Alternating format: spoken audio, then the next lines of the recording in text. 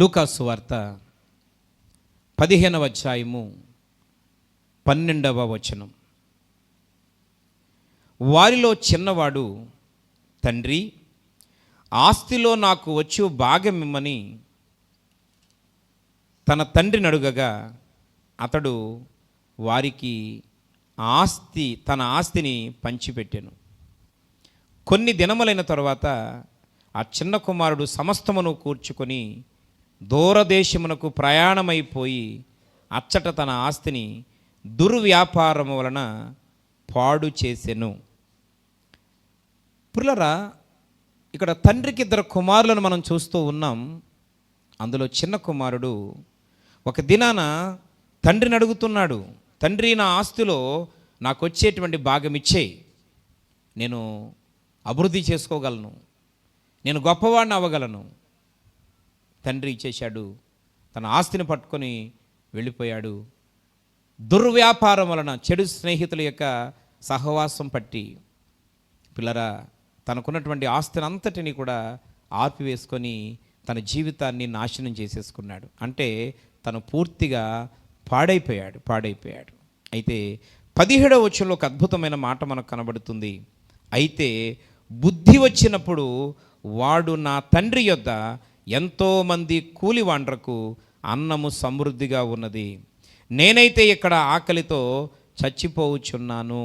నేను లేచి నా తండ్రి యొద్దకు వెళ్ళి, తండ్రి, నేను పరలోకమునకు విరోధముగాను నీ ఎదుట విరోధముగా పాపము చేసి తిని అని పశ్చాత్తాప పడాలని, సరిచేసుకోవాలని ఒక నిర్ణయానికి వచ్చాడు. అక్కడ 17వ వచనంలో ఏమని రాయబడిందంటే, బుద్ధి వచ్చినప్పుడు. సాధారణంగా ప్రియమైనటువంటి స్నేహితులారా, మనకు ఒక్కోసారి బుద్ధి పోతూ ఉంటుంది. మనం చాలా బుద్ధిగా పనిచేస్తూ ఉంటాం, బుద్ధిగా డబ్బులు సంపాదిస్తాం, చాలా బుద్ధిగా అన్నీ సమకూర్చుకుంటాం, చాలా బుద్ధిగా ప్రవర్తిస్తాం, బుద్ధిగా మాట్లాడుతూ ఉంటాం. కానీ నేటి దినం ఎంత బుద్ధిగా ఉన్నా, ఎంత బుద్ధిగా సంపాదించినా చాలాసార్లు మనకి ఆ బుద్ధి పోతూ ఉంటుంది. అప్పుడప్పుడు ఆ డబ్బులన్నీ ఒక్కోసారి ఎవరో ఒకరు మాటలకు లోబడిపోయి మోసపోయి ఆ డబ్బులన్నీ పాడు చేసేసుకుంటూ ఉంటాం. కొన్నిసార్లు వాళ్ళని వీళ్ళని చూసి ఆ సంపాదించిన డబ్బులన్నీ ఊరికనే ఖర్చు పెట్టేసుకుంటాం. కొన్నిసార్లు వీళ్ళ మాటలు నమ్మేసి ఆ సంపాదించుకున్న వస్తువులన్నీ కూడా దాన ధర్మాలు చేసేసి మనం మొత్తం పాడైపోతూ ఉంటాం.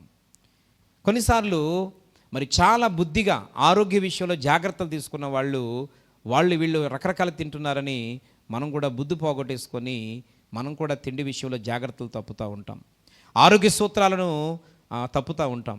ఇవన్నీ జరిగిన తర్వాత మనం చాలా నష్టానికి వెళ్ళిపోయినప్పుడు అప్పుడు అనిపిస్తూ ఉంటుంది, అయ్యో ఇలా జరిగిందని. కానీ అక్కడ ఆ కుమారుని విషయంలో రాయబడిన 17వ వచనంలో రాయబడిన మాట ఏంటంటే, అయితే తనకు బుద్ధి వచ్చినప్పుడు తిరిగి మరలా నా యొక్క తండ్రి దగ్గరికి వెళ్ళాలని అనుకున్నాడట. ఇక సమయంలో ఈ మాటలు వింటున్న నా ప్రియమైనటువంటి స్నేహితులారా, మనకు మరలా బుద్ధి రావాలి, బుద్ధి మరలా తెచ్చుకోవాలి. మునుపటి బుద్ధిని, ఆ మునుపటి భక్తిని చక్కగా మళ్ళీ తిరిగి తెచ్చుకునే వారిగా ఉండాలని దేవుడు తెలియజేస్తూ ఉన్నాడు. అప్పుడప్పుడు ఎంత బుద్ధిమంతులం అనుకున్నా మనం ఒకసారి బుద్ధిహీనమైన పనులు చేస్తూ ఉంటాం. అప్పటిదాకా జాగ్రత్తగా ఉంటూ చిన్న మాటలో మన యొక్క ఆ బుద్ధిని మనం పోగొట్టేసుకుంటూ ఉంటాం. చాలాసార్లు అంటూ ఉంటాం, మనం కూడా అంటూ ఉంటాం, మనల్ని కూడా చాలామంది అంటారు, అన్నీ బాగుంటాయి కానీ ఆ ఒక్క విషయంలో, అంటే అక్కడ మనం ఏం తప్పామంటే బుద్ధి తప్పాం. ఈరోజు అన్ని విషయాల్లో మనకు బుద్ధి రావాలి. కొంతమంది ఇక నాకు బుద్ధి రాదు, నేను బుద్ధి తెచ్చుకోను అని అనేవాళ్ళు చాలామంది ఉన్నారు. అలా అనుకుంటే, అలాగే నీ యొక్క జీవితాన్ని స్థిరపరచుకొని కఠినం చేసుకోవాలనుకుంటే నువ్వు దేవుని బిడ్డగా కొనసాగడం కష్టమని, అది దేవునికి ఇష్టం కాదని చాలా స్పష్టంగా దేవుడు తెలియజేస్తూ ఉన్నాడు.